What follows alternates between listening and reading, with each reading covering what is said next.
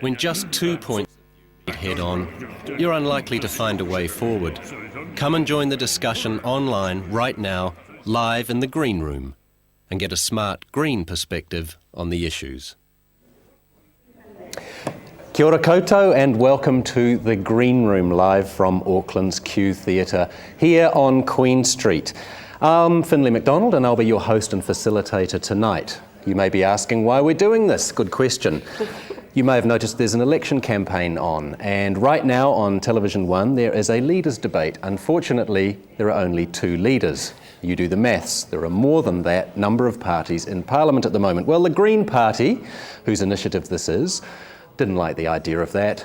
And so we have assembled a panel of politicians, commentators and specialists to address the issues and also to address the debate as it happens live to air.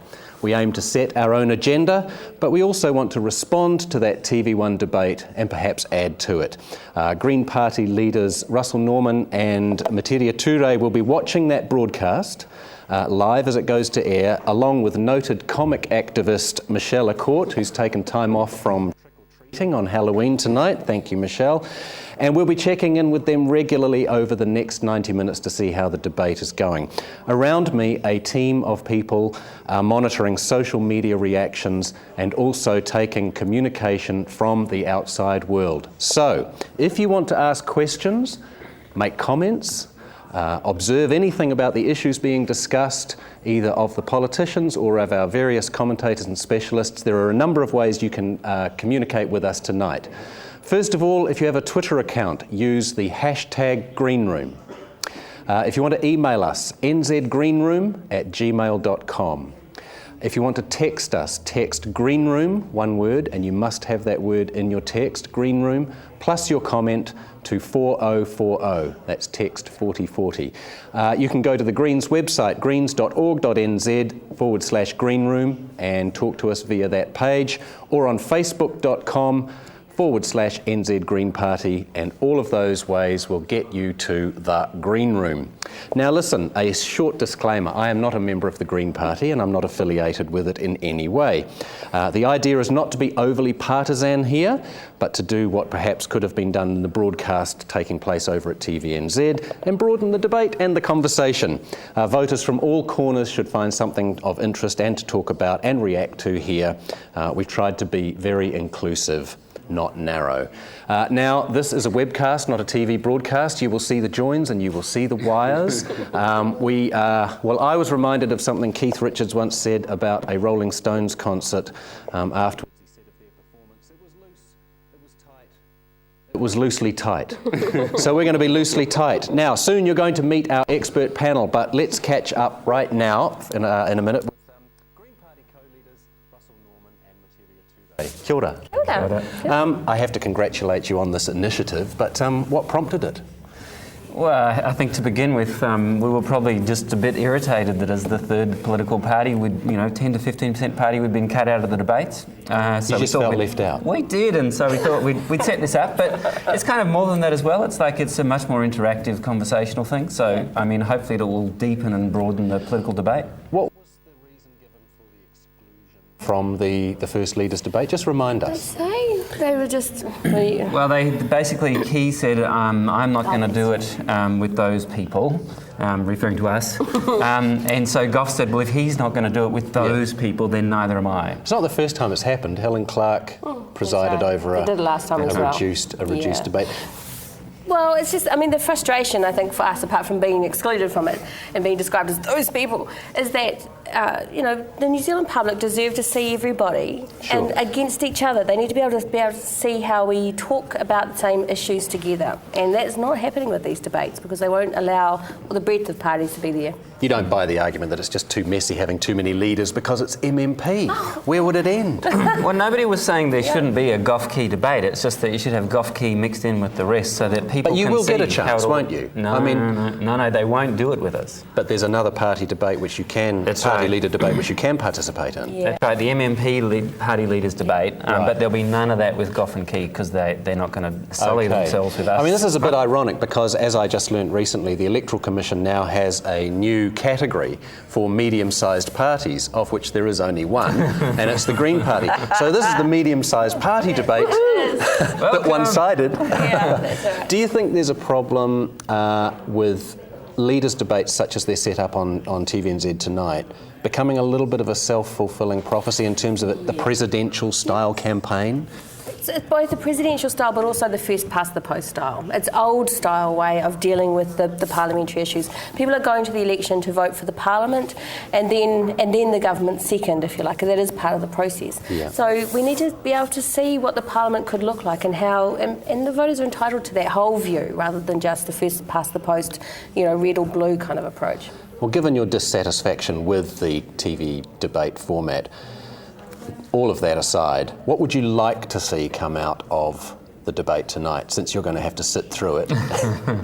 Well, we'd like to see substantive discussion of some of the issues, particularly some of the issues around sustainability, how we're going to survive long term, and at the same time share around what we have. Are you particularly hopeful that you will hear those? It could happen. It could happen that we'll see some of that stuff. I'm particularly interested in, of course, in the poverty aspects and what their social plans are and how they're going to deal with those who are right at the very bottom. I don't think either have really set those plans out yet of those two parties, and I'd like to see how that's going to roll out. Right. And if you were invited to take part in that, what would you like to say to John Key and Phil Gough? Well, we've had the two old big parties have been running things for quite some time. Things aren't in absolutely perfect shape. They haven't done a truly terrible job, but we do need to make some changes. It's now the 21st century, and Green's here to stay, and it's only going to get bigger. All right. Now, you're going to come back after the TVNZ debate and our panel discussion here, and I'm going to quiz you ruthlessly Excellent. about those policies you just mentioned. But for now, I believe you are going to have to make your way to our viewing lounge. The green room. The green room to view the debate as it happens. And we're going to bring on a panel, so by all means, make your way.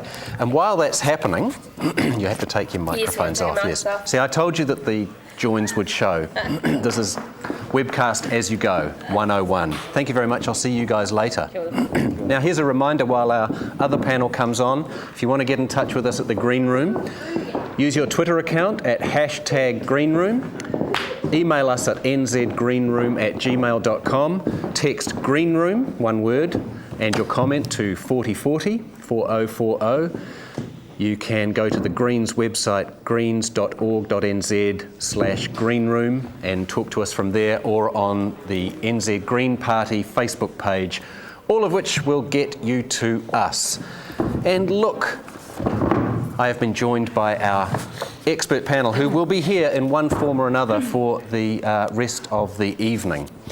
In no particular order, I have David Slack, who I'm just going by the notes I was given. David Slack is described here as a cynic, a cyclist, and a baby boomer.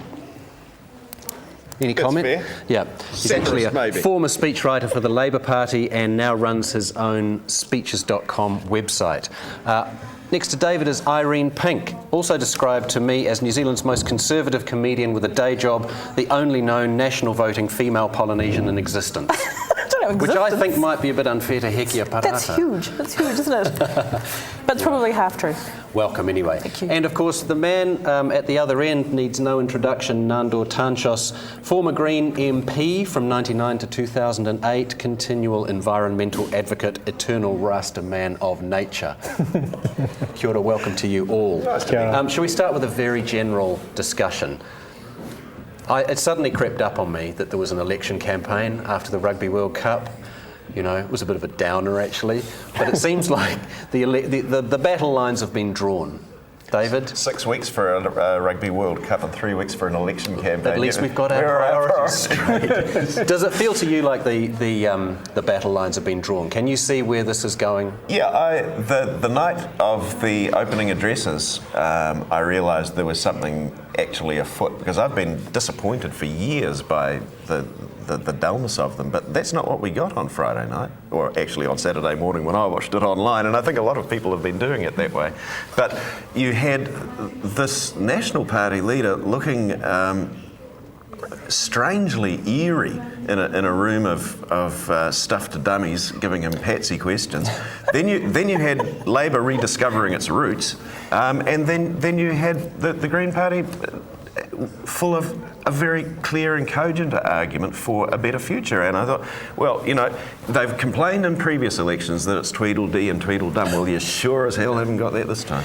Irene, what was your reaction to the opening addresses and broadcasts? Well, I actually just saw the third party, the minor parties actually doing their bit. I was quite surprised that some of those parties are still in existence, quite frankly. I was like, oh my God, I thought they had died. But then I realised they hadn't, they were there. But after when we won the Rugby World Cup, I actually thought it's pretty much a national given election, I'd say, which is what I actually thought, and said a lot, much to the horror of all the rest of the comedians who were quite liberal. What did you say? That it's John Key is going to win because of the Rugby World Cup. Yes, well, apparently he was cheered to some extent at the Rugby World Cup final, despite the three-way handshake. Which hasn't caught on, I've noticed. We could try it later. Go for a four-way and get in the Guinness Book of Records. He's just very friendly. He can't help himself. He can't.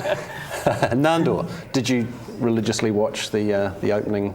Well, like David, I watched it online, and about 2 minutes into the National Party one, I looked at the time and realised there was another 18 minutes to go. I thought I'd already seen 20 minutes. I was very close to turning off, and I kind of forced myself to keep watching with some effort. But the comment was made to me earlier that it was actually a clever strategy to get everyone to turn off. Right. From, because National goes first, so you get everyone, make it so boring that everyone just switches the TV or changes the channel. Do you think it's that Machiavellian? Well, it's hard to imagine how they could make such a astonishingly dull. Well, I mean, I don't know if he says it himself, but it is said of him that he's the non-politician politician, so I guess there may be something in your theory. It's discouraging, though, to see them do that, and you're thinking to yourself, if this is the expertise this is all the expertise they can muster when they have to do this kind of thing, what are they doing in our name when they're sitting at a cabinet table every Monday morning? Maybe I just don't think they have to spend the money since they're so far ahead in the polls. Yeah. It's like, let's just throw something together, Yeah. To me... Where's Saatchi? Well, actually, it's PC gone mad. They're trying to make it one of those competitions, a rugby Saturday morning game where it won't be 50-0. Yeah. Maybe that's what they had in mind. But I've got to say that I agree with David. I mean, I thought the Labor video was excellent. It was actually quite stirring. And Phil Goff, who everyone loves to hate, I mean, I quite like Phil Goff actually. I don't, I've dealt with him a bit, and I don't mind him. I found him quite straight up. He's a reasonable guy, but on there he was kind of relaxed. He looked quite good, I thought. And I thought that, in the lead up to the actual election campaign, he's just been trying so hard that he's looked like a bit of a dick. But when he kind of relaxes, he actually looks a lot. He looks a lot. I mean, better. I must say, I'm not quite sure how I feel when I see big red Labor billboards saying no asset sales or do you want to be a tenant in your own country, and I'm thinking, how am I meant to buy this? Because I remember it the first time round. I mean, I know we're not expected to have political amnesia. Well, don't you think that there's a case for Labor actually coming out and disowning its past and saying, yes, we're sorry, we are different, quite explicitly? No, because then you end up having to campaign in case you have to think back 20 years. So it's like they did that. It was a different time. It was a different strategy. It was a different philosophy. They've changed. I think as a national supporter, I think they've actually dealt with it, and we just need to get over it. I thought they did it quite deftly with their video, where they tracked all the way back to Michael Joseph Savage and brought us forward in all those heartening ways.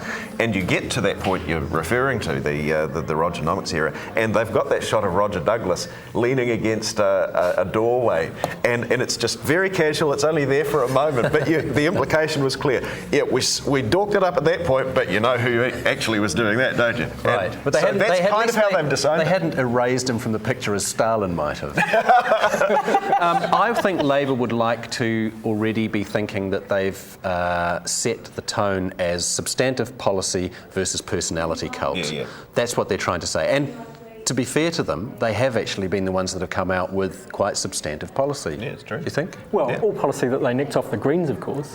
Well said. You know, but I mean, good solutions, you know, for all of that, and I commend them for recognising the big a good ones, idea the when they capital see it. gains, Is it substantive though? Really? I mean, there's still more data to come out, and the capital gains has been kicked around a lot. So it seems to me it's a bit desperate to have substantive policy. Well, no, the thing I Because like they're going to about battle the whole personality thing, haven't they? the thing I like about capital gains tax is that you're actually, and they're presenting it this way quite persuasively, I reckon. You're doing what most other economies have been doing, so that you're less lopsided than others are in treating how various people earn their income. You know, whichever way you do, it seems fair, doesn't it, that you pay a piece of tax for it, and yet capital gains, in the absence of a capital gains tax, that doesn't happen here. But how much? But what I don't understand is how much money they're actually going to raise from it, since it's all very down the. You know, it's years away. It does take time to gather, and the answer to that question that John Key was putting on their debate just now is essentially capital gains tax will get a little bit of that money, but a large part of it will actually be putting the top rate back up to 39%. And reprioritising other expenditures. But over time, that CGT will be, that'll be grunty, and it will give you a hell of a lot more bang for your buck than just selling assets. I really like that. CGT though, it's not just about raising tax, because people will change their investment to avoid it. Yeah. The issue for me is it actually changes investment patterns and gets us away from investing in property, essentially, and investing in productive activity, which is really what it's about. We're going to have an opportunity to talk about that in more detail later in this panel discussion. But one question before we move on. I mean, the whole point of this is that there's only two leaders debating on TV tonight. Just quickly down the line, what do you think of that? Do you agree? Do you like it? Do you think is it helpful or unhelpful? To the extent that it makes John Key actually answer a hard question without other people crowding him out, I do like that. Okay. I think they probably should have let the Greens in, because they've got a real shot at it, making government. For progressives though, at less than 1%, I don't want to hear from them. Nandul? I think it's completely outrageous that the Prime Minister refuses to have an open debate with other party leaders. Helen Clark started it, to be frank, and he's continued it, and I think it's outrageous, and we shouldn't accept it from our Prime Minister that he won't engage in a political debate. And the strange thing to me is that what it looks like when you watch the TV1 leaders debate tonight is first past the post. True, it does. I mean, it looks very like that, but of course this is an MMP system, which brings us to the other thing that's happening at this election later in November, the MMP referendum. Now, we're going to talk about that in a minute with a resident expert, but first we have a short clip about the MMP referendum, so if you want to take that now. And a richer New Zealand would have a fair electoral system. We'd have MMP. MMP? It'd have MMP. Wow, MMP's not perfect, but it's a hell of a lot better than the other options. Now, as well as deciding who to vote for at this election, you also get to decide how Parliament is elected in the future. MMP is better for democracy. It means that every vote counts, no matter where you live. And it's meant that we've had more young people and more women in Parliament. MMP is not perfect. It can be improved. But to improve it, you need to vote to keep it. We believe that a richer, more diverse New Zealand uses MMP.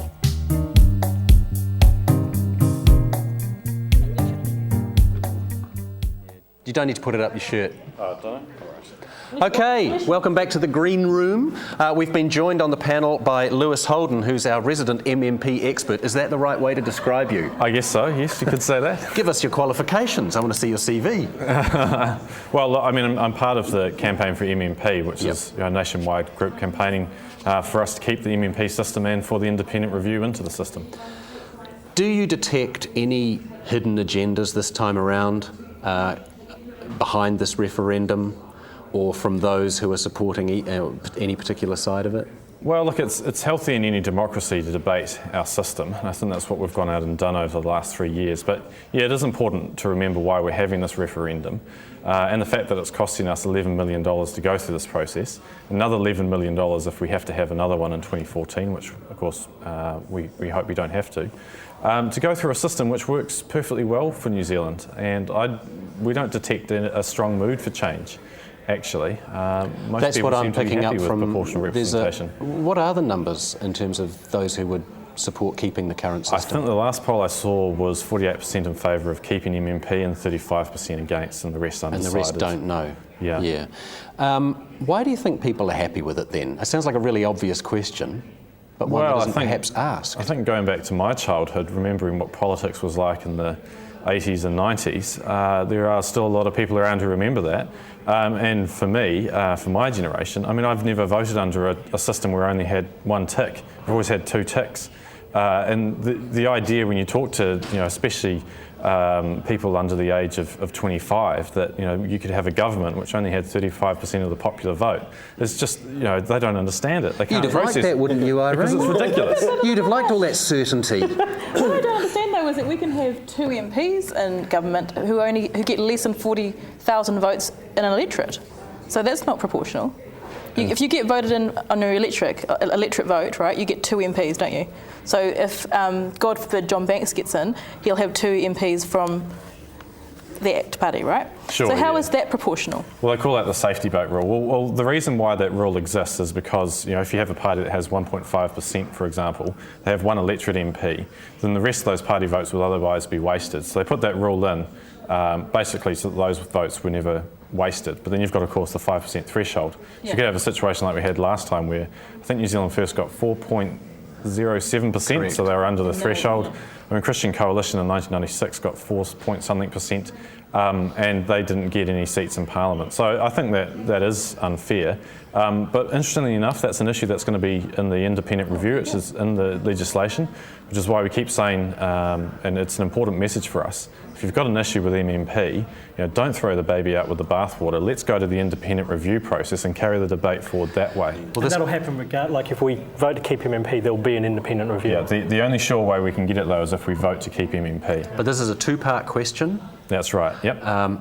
Yes or no to keeping MMP. We have our first question from the ether, from the social media. Even if someone votes to keep MMP, what should they tick in the second question? STV or something else? Well, actually, the way that the legislation is worded, you actually don't have to make a second choice. Is that going to be clear enough? I don't know if that's actually in the... We've had some confusingly worded referenda in the past, haven't we? Yeah, I don't know if that's actually in the Electoral Commission's official information, but that's something that we've got out of them.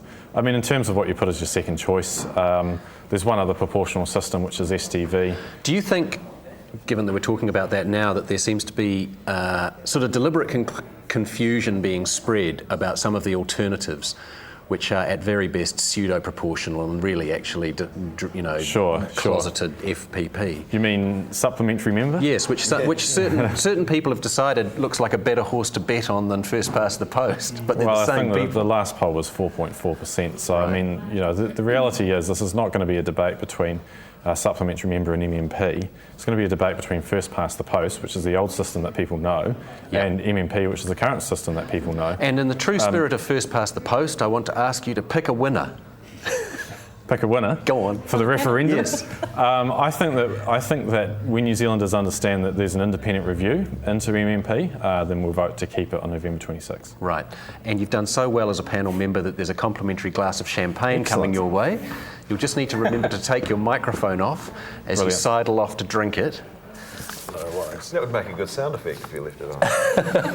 Thank you very much, Lewis. I really appreciate you joining. And look, enjoy your champagne. Cheers.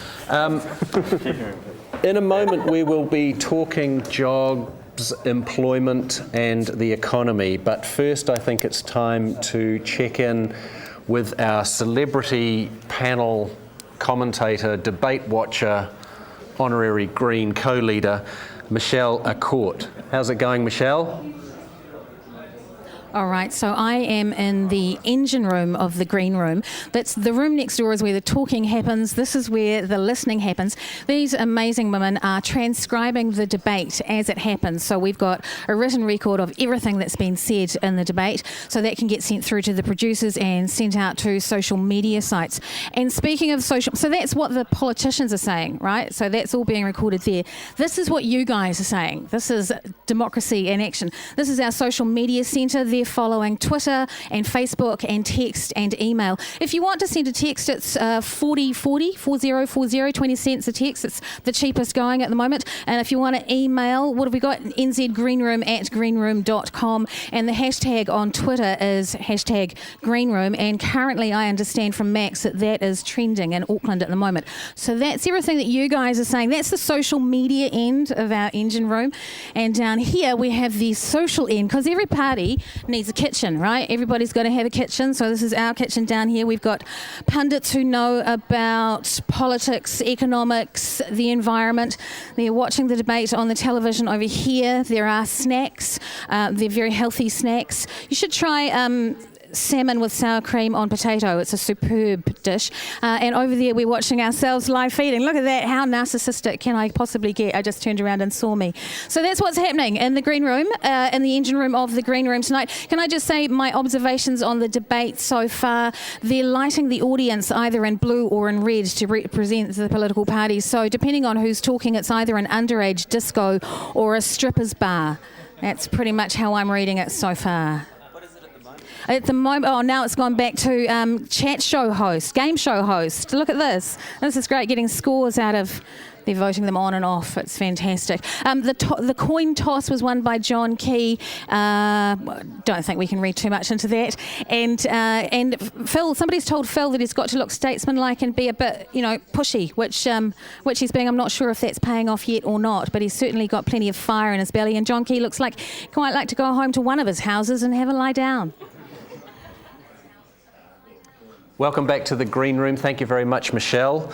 If you're familiar with Green Party campaign policy, you'll know its three main planks can be summed up in three words: children, jobs and rivers. No mention of apple pie or mom, but I'm sure they're in there somewhere. So at this point, we want to look at the issue of employment policy and the economy in general. National claims it has created thousands of jobs in its first term. Labor intends to grow the economy with significant changes to monetary tax and savings policy. The Green Party has said that it wants to create 100,000 new jobs through investing in green technologies and housing. So to discuss this, the panel is joined by Bernard Hickey, noted independent economic journalist and commentator, and Raf Manji, former currency trader who saw the light, apparently, now a sustainable business advocate. Welcome, gentlemen. Thank you. Let's start with asset sales, since in my reading of it, John Key tried to front foot this issue, come out and say, it's not the big bogey that everyone thinks it is. We're going to, quarantine the money from any asset sales in an infrastructure fund. And the first thing we're going to spend it on is little children. Do you buy it, Bernard? No. There's a couple of problems with this. Firstly, he said we needed to do it back in January to avoid a credit rating downgrade, which we've had already. Secondly, the government is still borrowing money, essentially to pay for a structural deficit that it inherited from Labor and extended by introducing tax cuts for the wealthy.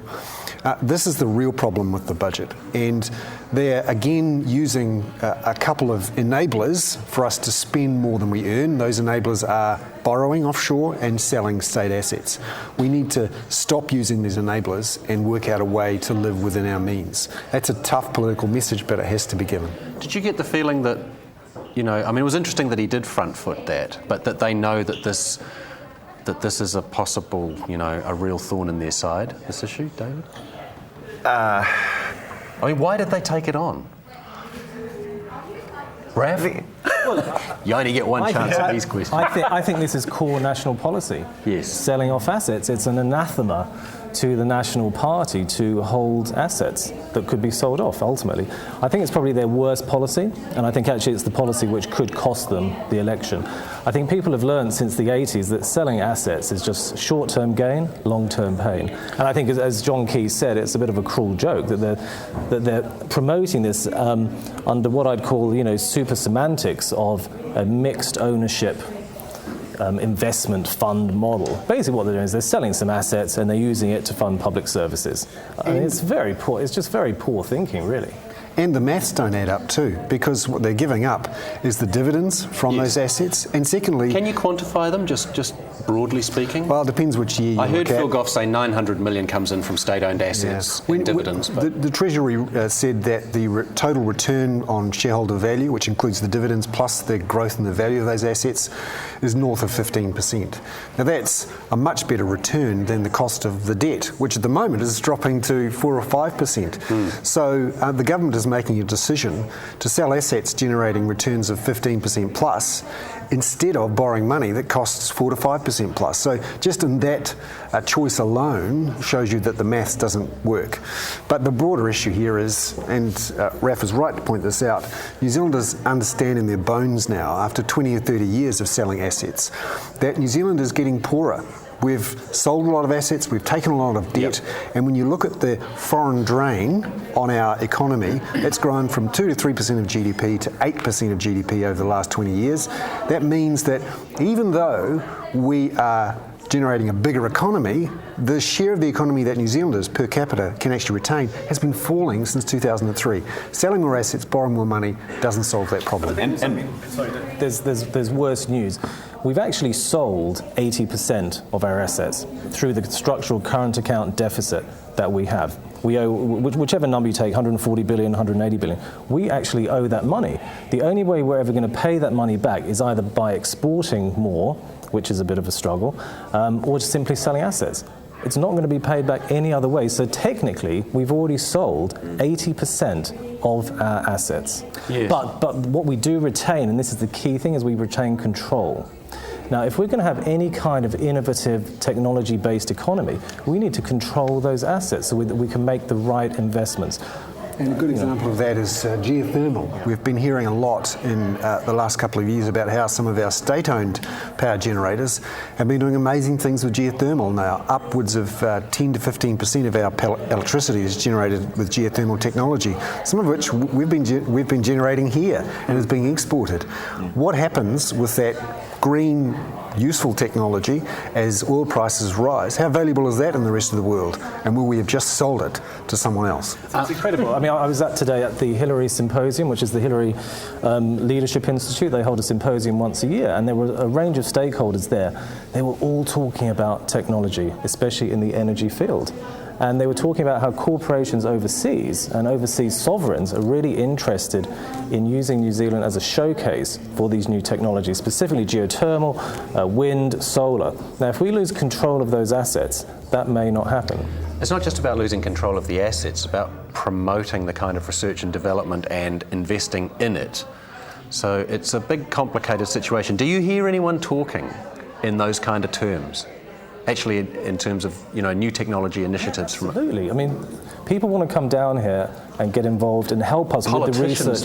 Politicians. Oh, politicians. No, I mean, this is the problem with the debate between John Key and Phil Goff is they're not talking about the elephants in the room. The elephants in the room are how are we going to build an innovative, dynamic economy? Because how are we going to invest in the infrastructure that we need? How are we going to deal with the structural deficits? 500 dairy farms?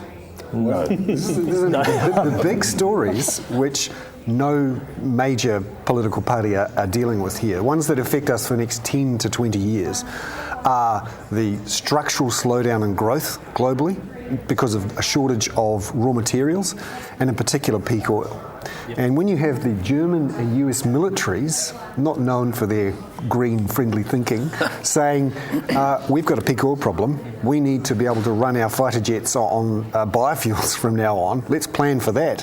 Why isn't this government or many other governments saying, actually, we've got a world with 7 billion people in it, we've got restrained physical resources, we need to find a way to be more efficient with those resources and invest in that, not necessarily try and dig more stuff out of the ground and burn it up. Raf, in terms of new technologies and that kind of innovative economic policy, you know a little bit about Christchurch, I believe, and despite the tragedy, the opportunities presented by the rebuild, very briefly, what kind of model or microcosm could it represent?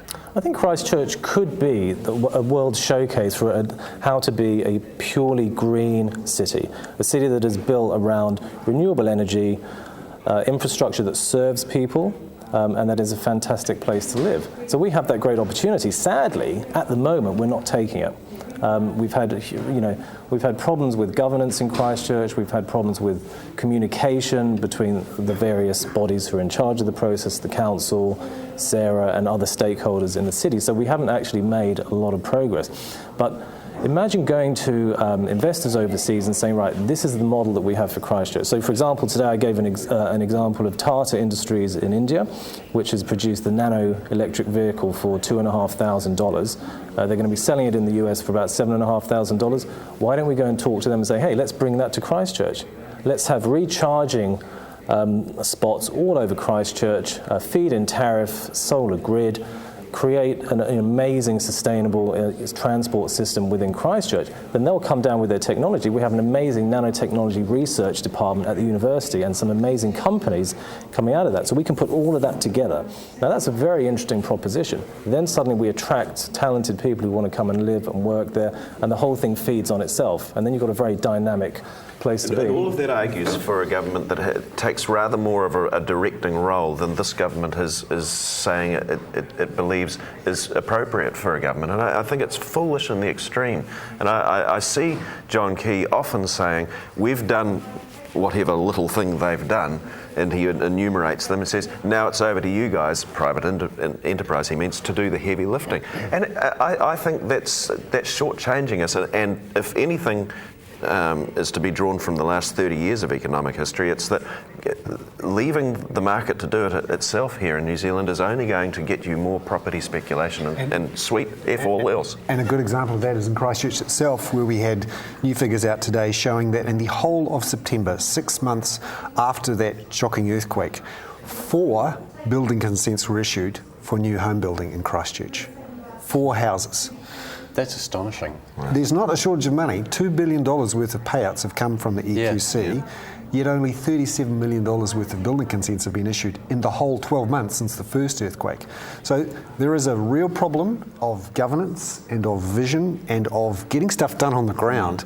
And the private sector or whoever it is, local government, it's simply not working in Christchurch, and it should be a major part of the political debate, even though no one wants to. The reason is we can't get insurance. Now, I think John Key gave the classic line. He said, I'd like to leave it to the market. Well, the market has done the analysis. Like Jerry Brownlee went overseas to Europe and presented the geotechnical information on the Canterbury Plains. The insurers in Europe and the reinsurers took one look at it and go, oh, we didn't realise it was that bad. We'll call you in a few years. So we have a real problem. Now, the market will deal with it, but they won't deal with it perhaps the way I need to want. wrap this bit of the session up, but one question that's come in from outside for you perhaps, does the rebuild of Christchurch have to be high-tech? Or will existing knowledge about urban design do the job of rebuilding it sustainably? It can be both and. Both doesn't have to be one or the other. So, for example, we ran a TEDx conference in Christchurch back in May, and we had an architect from Adelaide, Paul Downton, who specialises in what he calls pocket neighbourhoods. So building from the ground up, so developing organic neighbourhoods that people want to live and be part of, and they're built in very sustainable ways, and they're great places to live. And that's kind of low tech, if you like, sort of small scale building. So we can do both and. There's no reason high tech has to rule out, a very sustainable way of living. Well, like I said, we're going to have to wrap that bit up. Unfortunately, discussions about the future of New Zealand's economy could go on for quite a while. We have a structural problem. We haven't even talked about catching up with Australia, but maybe we'll leave that for another day. Raf Manji, Bernard Hickey, thank you very much for joining the Green Room. And here comes your complimentary champagne. Fantastic. We'll come again. Thank you, Megan. Now, in a moment, we will be discussing children, education and welfare. but this is another opportunity for us to check in with Michelle Accourt, with our Green co-leaders. Someone has to do it, it's a dirty job, but she's watching the TV1 debate as it goes to air live. Michelle. I think one of the toughest things about being involved in politics is which tie to wear. So I've noticed that there are some strict rules-ish.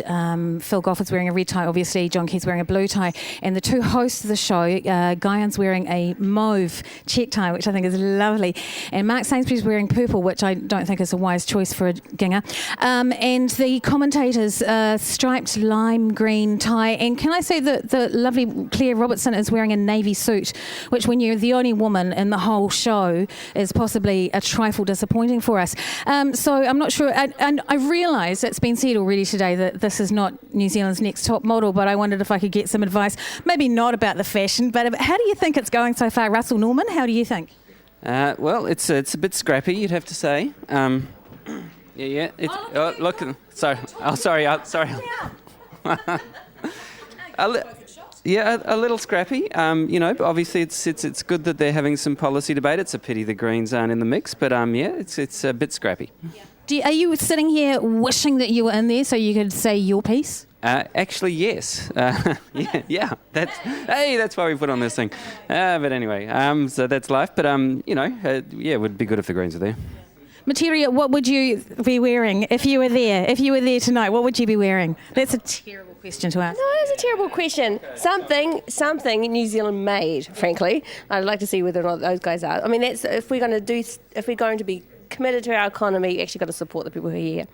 Plus, I keep wondering if they're going to have a punch-up. They are quite scrappy. It's quite weird. Do you get the feeling that there's a tremendous amount of energy oozing out of Phil Goff at the moment and that he could throw a punch?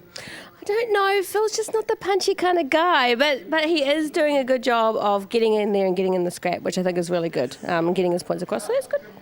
Yeah. Excellent. All right, good. So shall I return you to your seats and let you carry on with that? It's quite exciting. Were you filming my bum at that? I think you were, just quietly. Just so fantastic. So that's a bit of sartorial coverage for you as well. But it's just carrying on really. And I do keep slightly nodding off, but I'm coming back to it. There are some good points being made. And John Key said something really weird before about how he had to protect young women on the benefit from being molested by men. That's why they have to have the card so that they can't do their own shopping? Perfect sense to me. Back to you shortly. Welcome back to the Green Room for the next session of this hour and a half long discussion. I just want to share with you feedback from the Twitter sphere. Apparently we're trending on Twitter, which is pretty amazing given how big Twitter is, and people are leaving the actual leaders' debate to watch the Green Room, so thumbs up. Even my family isn't that big. As I said earlier, one of the main planks of the Green Manifesto is the promotion of child welfare. We consistently hear of the proportion of New Zealand kids living below the poverty line, and we know young people have suffered disproportionately from the recession. To talk about these issues and their relation to education and child welfare, I'm actually joined by Peter Simpson, President of the New Zealand Principals Association, a career teacher, principal and teaching union organiser. G'day, Peter. Hi. How are you?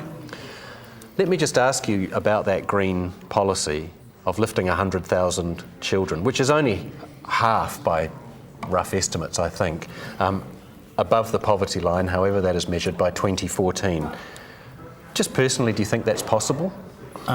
Yes, it is, and we actually have to make it a priority for this country. Look, I just found it amazing that when that figure of 200,000 children was announced, living below the poverty line, which is the second highest in the OECD, by the way, Happy Feet got more publicity in the media than that. Now, that's an appalling state for this country, I believe. Do you think?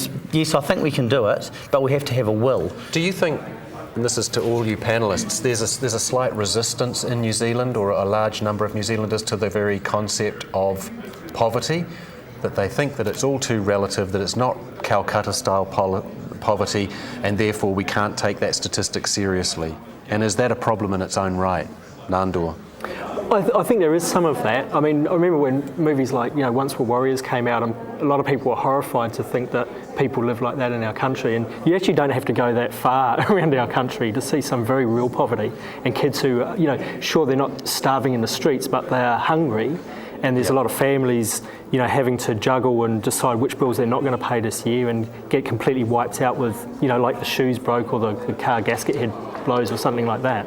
So there is real poverty, but I think you're right that a lot of people don't want to accept that. They don't want to face the fact that we've got poverty. And also I think there's a growing ideology which is that people are rich because they work real hard and people are poor because they're lazy. And I think that's fairly new in our country, but I think it's a growing sense. If I like the forums and debates that I see these kind of comments more and more. It's simply not true, but people are buying into that more and more, I think, and that worries me. From an educational perspective, Peter, having poor, hungry, ill children in such numbers must actually be A, noticeable at the chalk face, and B, a huge problem.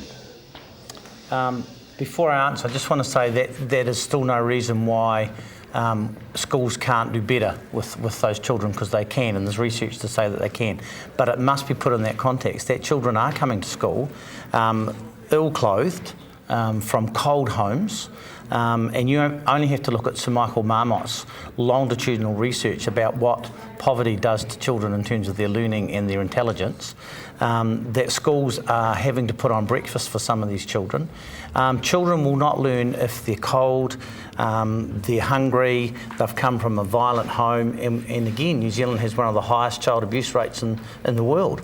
They will not learn to the best of their ability, and I put it in that context, when they're coming from a home where that's the kind of environment that they have. So from that perspective, it does make the job that much more difficult to have these children learning at the rate that we would want them to, and they're capable of.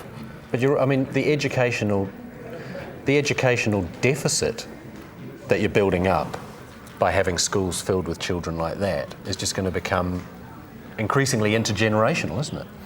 Correct, and let's not fool ourselves. National standards is not the answer either to that. I was going to ask you about national standards. Well, look, don't worry. Yeah. Shall we go now? Well, I'd like to get Anton Blank on, actually. I see him walking around out there. He was our other spokesperson on the issue of child poverty and welfare. Please join us, Anton. Take a seat and string a microphone on. It does seem a bit weird that we're talking about child poverty with this. I wanted to say down here. It's actually just sparkling water. Hi, Anton. Hi. You need to grab your mic, I think. Yes. Once again, the webcast comes into its own. You see the joins. Okay. So. It's good. We were just talking about the impact on education of child poverty. Right. But you're working with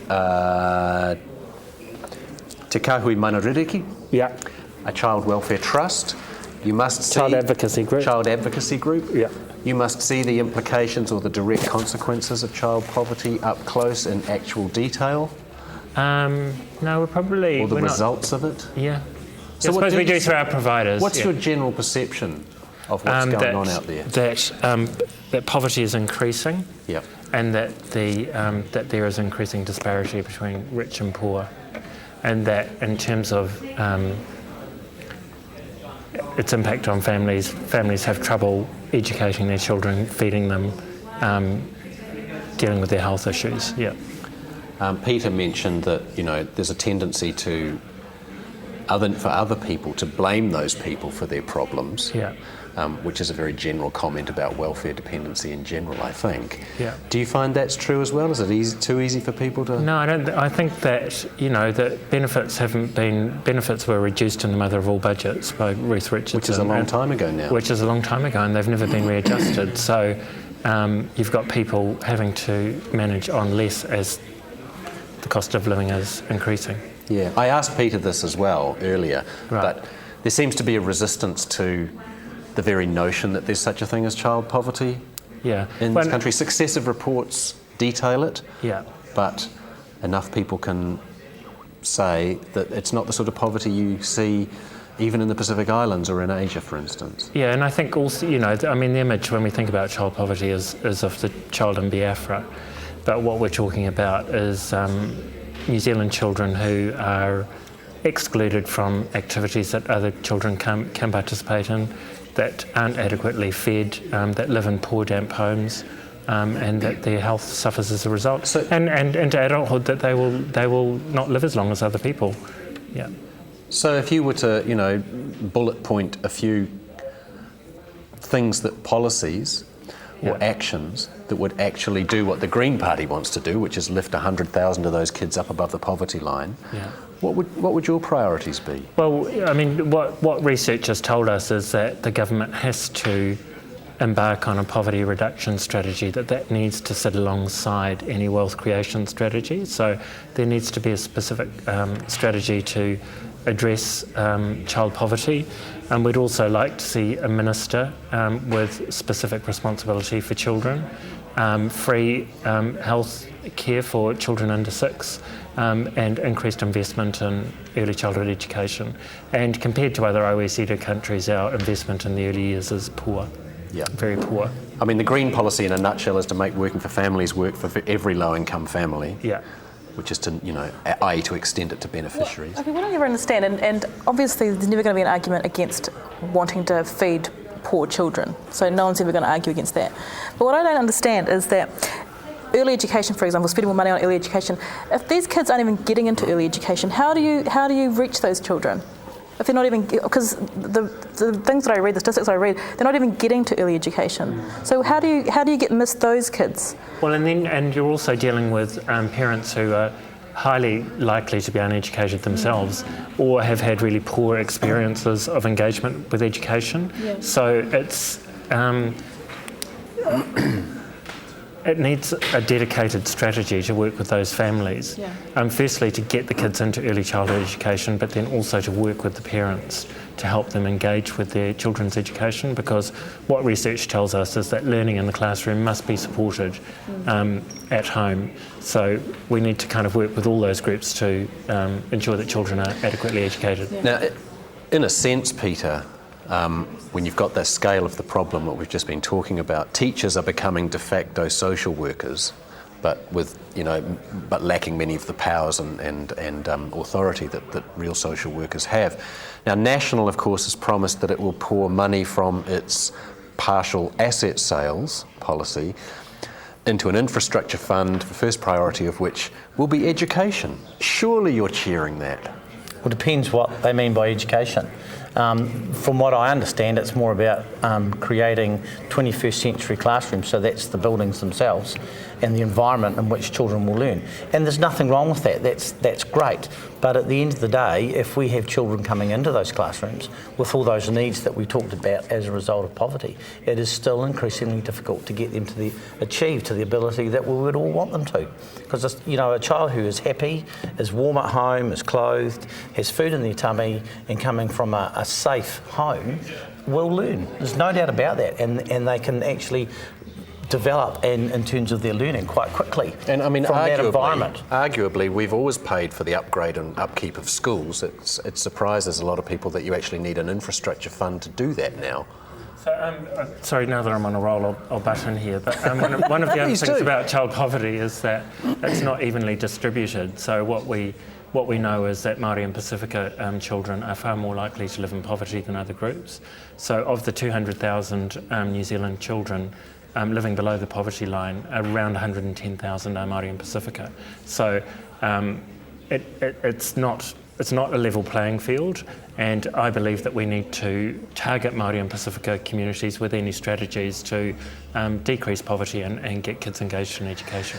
Peter, I promised I'd ask you about national standards. It was National's big idea for education at the last election. Is it an issue this time round, overtly or covertly? Oh, absolutely. And if you look at the 7 billboards around the election issues, they don't mention national standards. Are they ashamed of it? Well, I don't think it's gone as well as they would have liked. And I think the reason for that is that the sector has been excluded from the process of putting them together, trialling them. There's been no trial for a start. But also I believe that the parents in particular, as they have been talked to and worked with the standards, are realising they're not what they were claimed to be. Because at the end of the day, what this national government said was they are there to raise student achievement. But actually, how? All they are is another measuring tool, and a very poor one at that, in the sector's opinion, because they're not nationally normed. We already have those.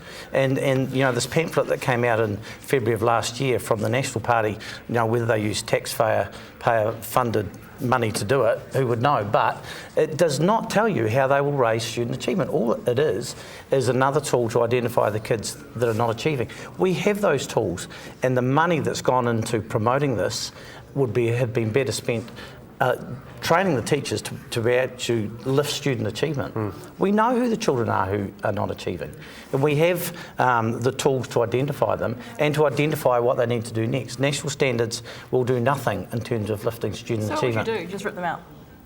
Rip national standards out? I would. Yeah. The Labor the Party union would. The Labor Party. Well, we're not a union. Parents wouldn't want you to, though.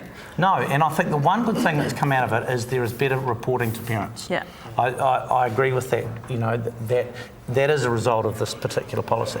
But at the end of the day, national standards will not lift student achievement because it's not about how to improve. That comes back to the teacher. It's just another measuring tool. And what I believe is that it's a tool to allow comparable data between schools at primary and intermediate level. And if you read this pamphlet, Key says, don't you want to know how well your school's doing compared to others? We've never had that measuring tool for primary and intermediate schools. Yeah. And if you look at the appointment of the new Secretary of Education from the UK, what was her forte over there? Setting up free and academy schools, which have been failing public schools where they're being privatised, still funded by the state, but with a private input. So children will improve by better teachers.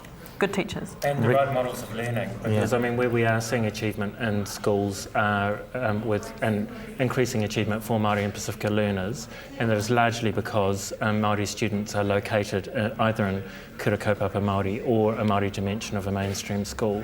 So that needs to be supported.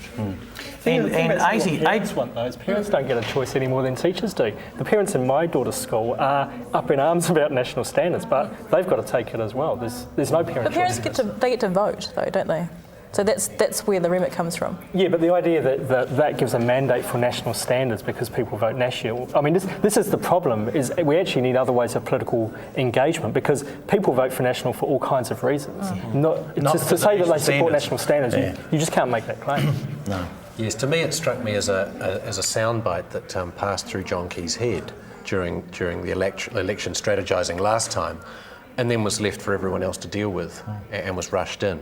But that's perhaps me showing my bias. And can I just say... it also assumes a one-size-fits-all. Thank you. Whereas, that's actually not the case. And I think what we need to be asking Māori and Pacifica communities is what do they define as achievement? And we have a wonderful tool like Kahikatea that's been sidelined by the national standards. And Māori will tell you that is a key component, particularly for mainstream schools, where 80% of Māori kids are anyway, in terms of lifting their student achievement. But the other thing I want to make about national standards is they are not national. They are at very best they're school-based standards because of the very element of overall teacher judgment. Four of us sitting here looking at the same piece of writing would have a different opinion about where that bit of writing may sit, or if we listen to a child read. So they're not national, and if they're used to compare schools, and we believe they will be, and clearly this pamphlet that came out last year says they will be, then it is just unfair because two schools making the same judgment on the same standard will come with totally different answers.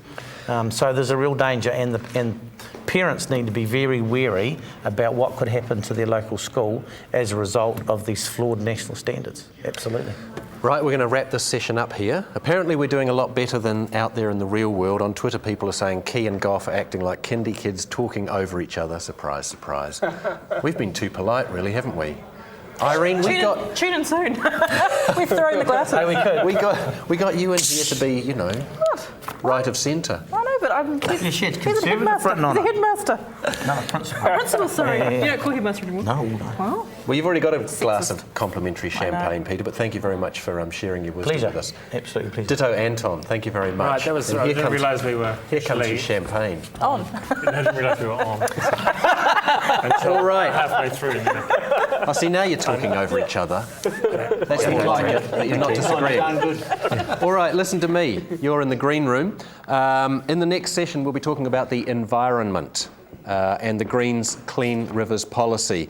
But it's time once again, if possible, to check in with our roving debate reporter, Michelle Accord. Are you there, Michelle? Okay, that last section of the debate was probably one of the times when it desperately needed one of the other parties, possibly the Greens, because it was about environmental issues. It was kind of interesting.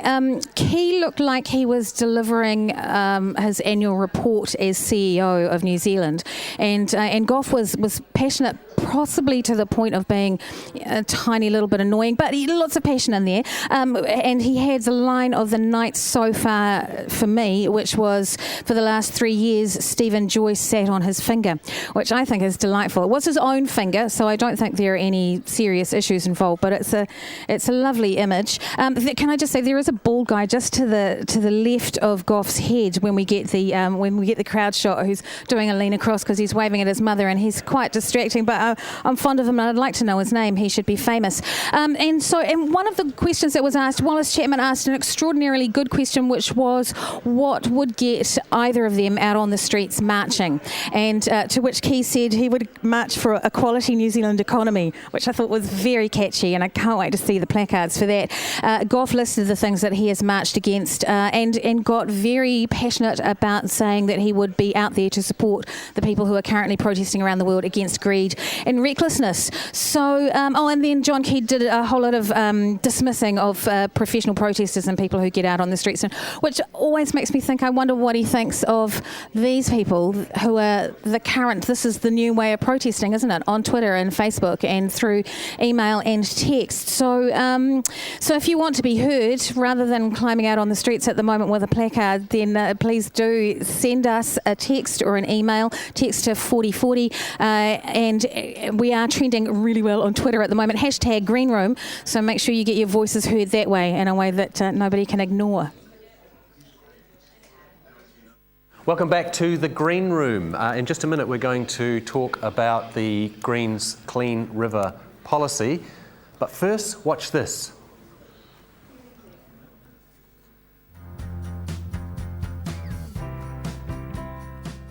In a richer New Zealand, I reckon all our lakes would be clean.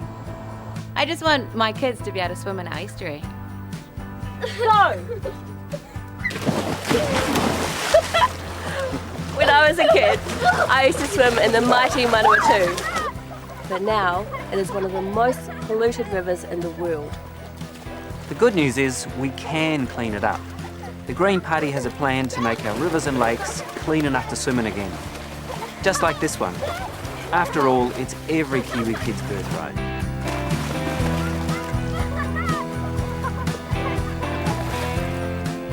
Having healthy waterways is good for our Clean Green brand, which underpins our tourism and agricultural exports. The Green Party will set standards to control the amount of water coming out of rivers and to cut pollution going into them. We'll introduce fair irrigation charges and use those funds to clean up our rivers and create green jobs. We need to support farmers and industry to help find solutions that work for everyone. A Green Party vote at this election is a start to making our rivers clean enough to swim in again.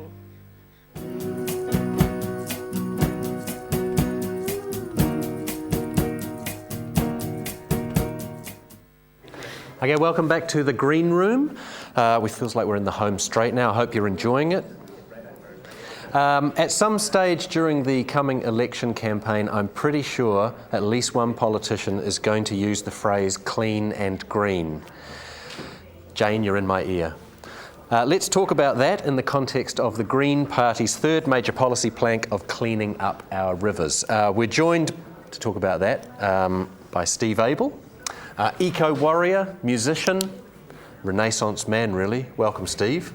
And Nandor is still here and Irene's still here, and if David Slack would like to stop drinking and come in and join us, that would be great too, since he's meant to have been back for at least 2 sessions. He's just here for the drinking, I tell you.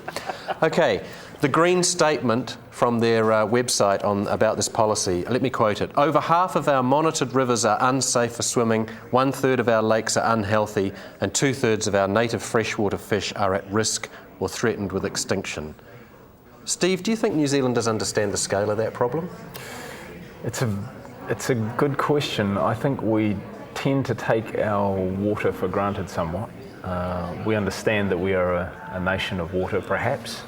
Certainly those of us who've been to Australia and been shocked at how dry and absent of water it is. But whether we understand just how vulnerable those waterways are to the worst effects of pollution, whether it's effluent runoff or nutrient runoff or irrigation itself, I'm not sure. That's why I said that some politician is going to use the term clean and green, either in the context of us being clean and green, or in the context of our clean and green image or brand, if you must, being under threat. But it strikes me that it's become slightly abstract, whereas what I just read sounds really real. We are clean and green.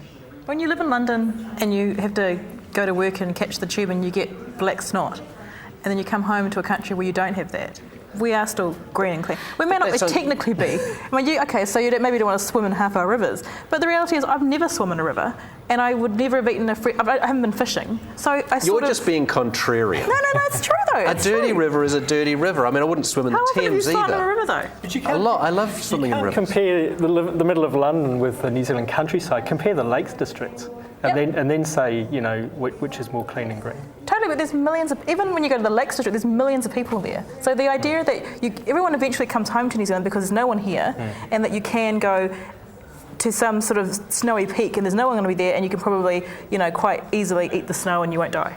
That's the issue, is that there's so few of us that it feels like there's a lot of space. And the other thing is that it's incremental. I was reflecting on the way here that when I was a child, we used to go to Takapuna Beach and dig pippies and take them home and eat them.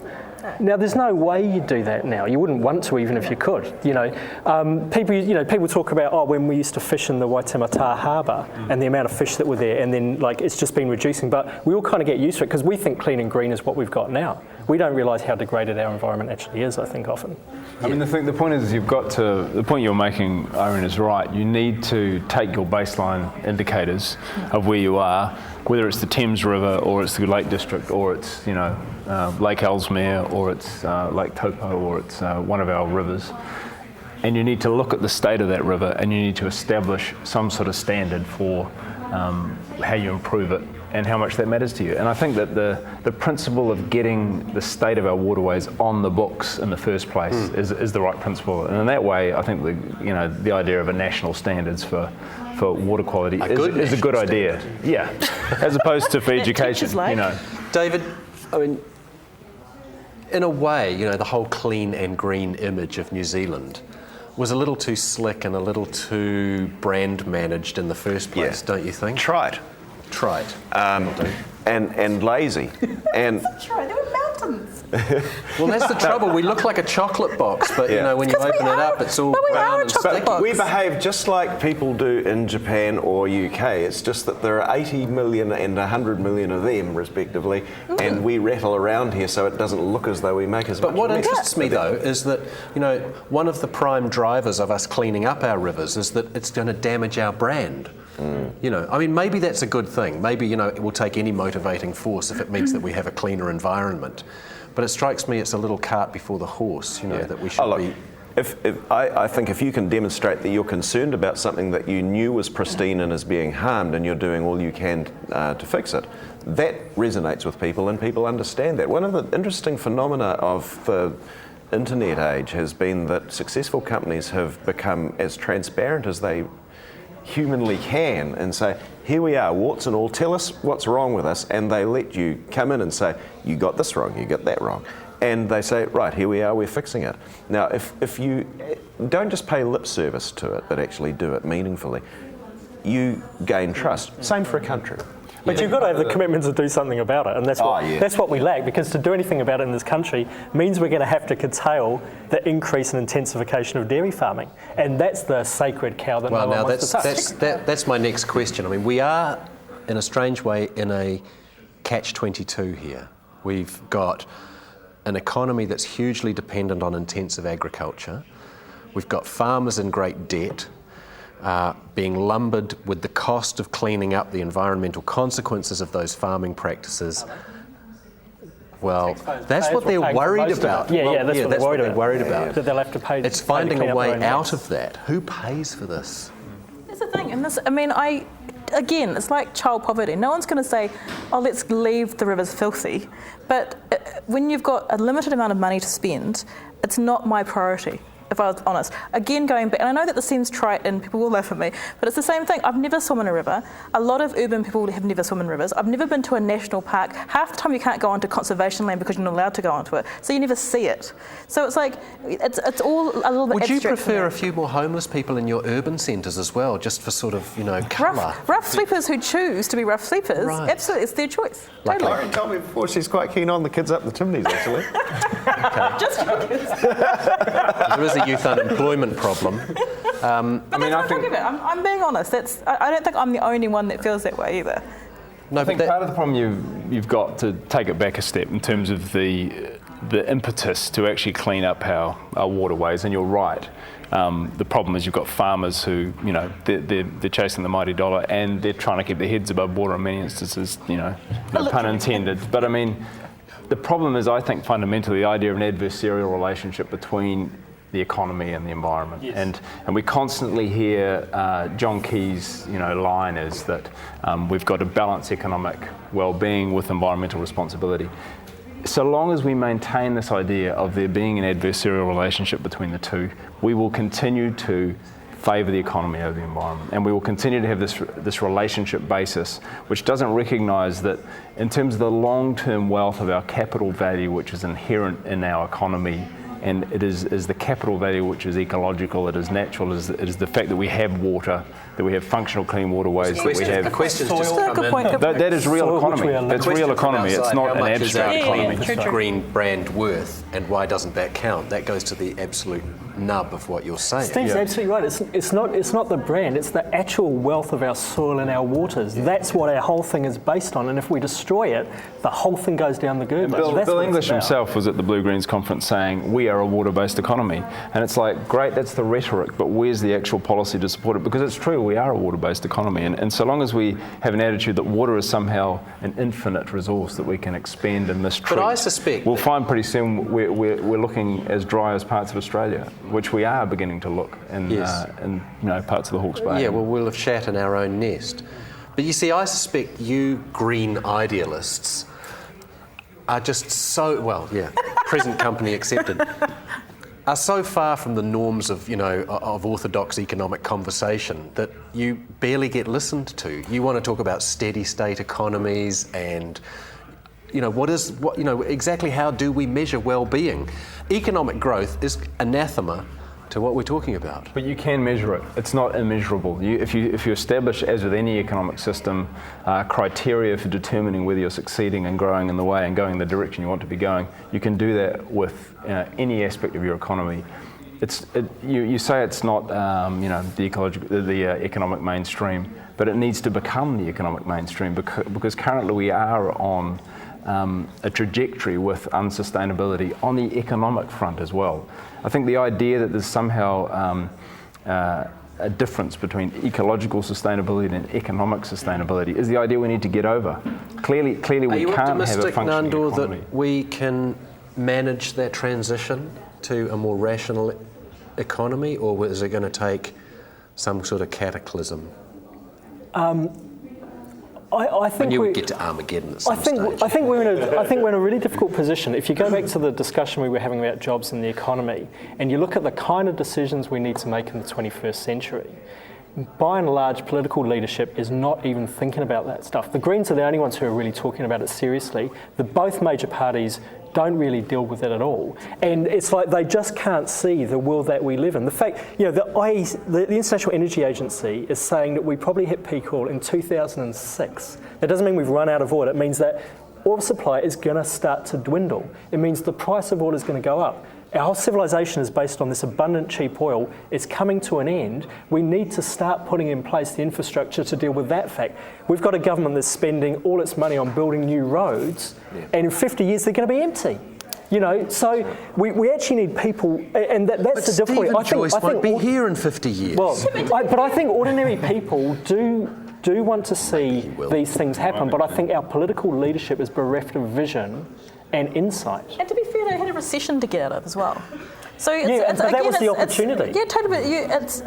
These are things that are nice to have. I know that you're going to go, no, it's part of your economy, it's not a nice to have, it's an essential. But the reality is if you haven't got a job or you've got child poverty, then a clean river is probably way down your list, to be fair.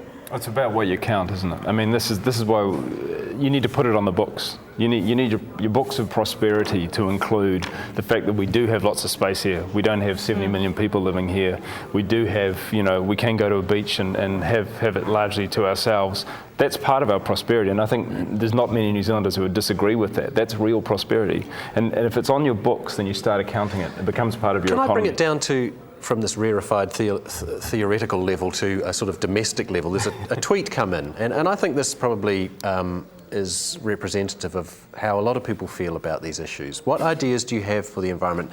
Are there products and services which renew and restore the environment instead of destroying it? i.e., I think what this person is asking is, how do you just set about being a little more ecologically sensible in your daily life, given that you are, like all of us, trapped in the capitalist cycle? Ride a bike. Ride a bike. You said everyone hates people on bikes. We all hate you. Yeah, I know. But people hated me anyway because I was a lefty. But that's a start. Well, okay, ride a bike. Nandor? Grow some vegetables. Engage it. To me, we have to start to relocalise. Engage in local economies. Start to support the people around you instead of buying everything from China. Buy New Zealand made and locally made. But it's more expensive.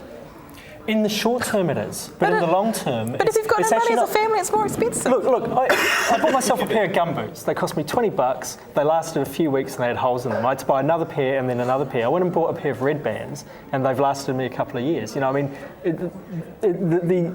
actually... The Green Room costs brought to you more. by Red Band. No. But I mean, it costs more to buy cheap crap. But the problem is people don't have the money in their pocket to make the long-term investment, and that's where you come back to the poverty issue. Is you actually need to, social equity has to go hand in hand with these kind of things. On TVNZ, on the debate right now or just past, they've been debating Pike River deregulation leading to, arguably leading to the tragedy and the needless deaths. Economic growth driving sort of dangerous extractive industry and polluting extractive industry. I mean, is this what we're talking about here? What would you do? What would you say to the West Coast? No more of those coal mines. Well, I mean, I think... you know the reception you'll get. You've probably had that reception. I've been on the West Coast. I've been on the West Coast opposing native logging. And people, like you say, Irene, people want jobs. People need jobs. On the West Coast, you've got a cultural tradition of mining, forestry, fisheries, and that's part of what you're up against. But, it's like sending your kids off to war in a way.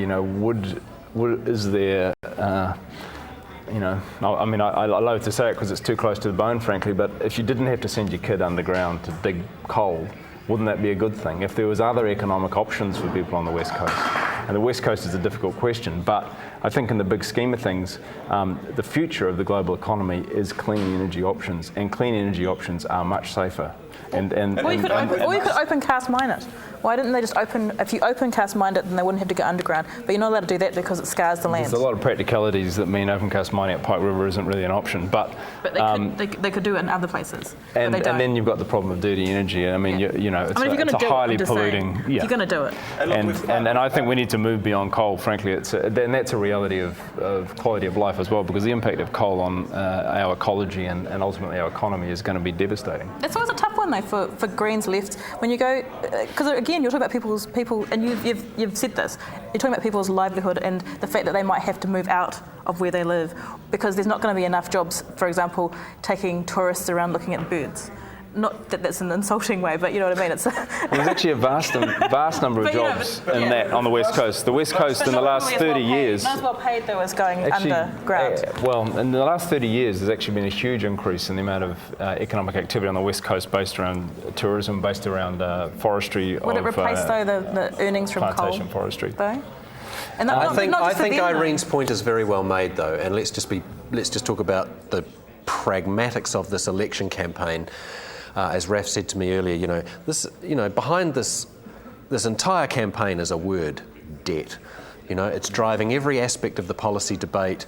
The environment gets sidelined so easily and so quickly. I mean, bar the Greens. it's hard to make that voice heard. So, yeah, but I mean, our biggest risk right now is that there's a vast economic opportunity happening, which is the world economy is shifting from the traditional fossil fuel economy. So we should be at the crest of the wave, and we're missing it. We're actually the biggest risk for us economically is actually missing the clean economy boat. And when PricewaterhouseCoopers, the New Zealand Institute, and Pure Advantage are telling us that our best economic opportunity is in clean tech, is in the clean economy. This isn't the Greenies talking now. This is actually the business sector. This is the US military, according to Bernard Hickey. The Chinese. Well, that's investing. You're using the Chinese as your example of catching the clean green boat. A quarter of the investment in the renewable energy sector in the last year has come from China, and it's billions of dollars. All right, guys, this has been the longest session so far in the Green Room, and for good reason. All right. All praise Mother Earth. Hey, thank you. Gaia, yes, poor old Gaia. Hey, thank you very much, Steve. Thank you. It's a pleasure to see you in the Green Room. We're going to come back and wrap up before the end of the session, but for now, it's time to check in one last time with roving debate reporter Michelle Accourt. Hello, Michelle. Okay, we're sort of on the home straight now with the debate. It's starting to lose a little bit of its fizz, partly because the section before this last ad break was about the EQC in Christchurch and Pike River. Gough threw some stuff at Key, and Key, kind of did that bracelets like Wonder Woman lasso of truth and just bounced them off. So it was very much policy versus personality at that point. And then we went to an ad break, and now we really are talking about policy versus personality, the leadership debate. And I guess it will be winding up in about 10 or 15 minutes with a three-way handshake. But if I could just kind of annoy everybody, I have noticed that there are some words that John Key should never say because he can't. And once you know what they are, listen out for them because it just will make you go mental. You'll probably rather chew tinfoil. So listen out for frustrated, because it's one of my favourites, and strong. Interest rates, you can get those in a sentence. Infrastructure, government, and Australia. So if you can get a whole sentence with something to do about strong interest rates in Australia, really frustrating the infrastructure and annoying the government, you're onto a winner there. So all we need to wait for now is a three-way handshake, and I think we're done.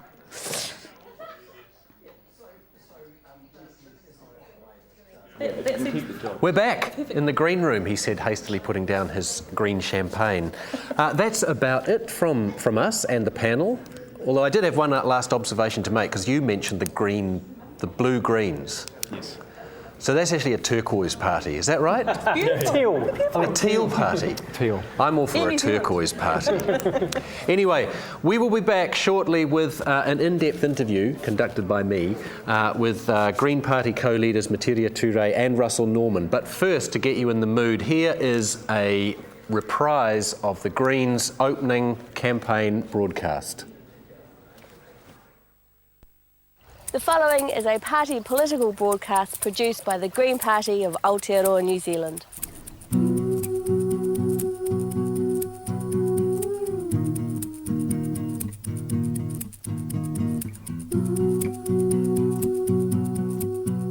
Well, I think a rich New Zealand would be a New Zealand where the economy and people and the environment are all considered one system that works together. There'd be more opportunities for everyone. We'd have a better public transport system. There would be a decent minimum wage. There'd be a smaller gap between the haves and the have-nots. There'd be houses you can afford. I reckon in a rich New Zealand we'd have more jobs.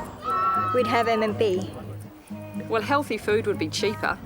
Well, I think in a richer New Zealand we'd measure success in more ways than just monetary gain.